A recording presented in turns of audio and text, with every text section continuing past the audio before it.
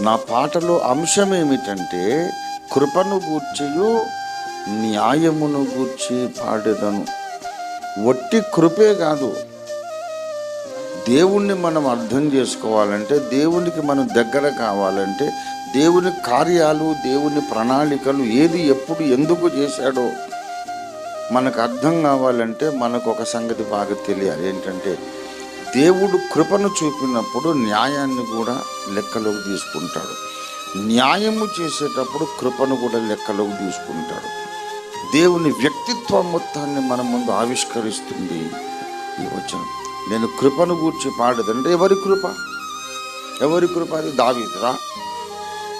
దేవుని కృప, దేవుని వ్యక్తిత్వాన్ని గురించి మాట్లాడుతున్నాడు. దేవుడు కృపను చూపేటప్పుడు న్యాయమును కూడా జరిగిస్తాడు.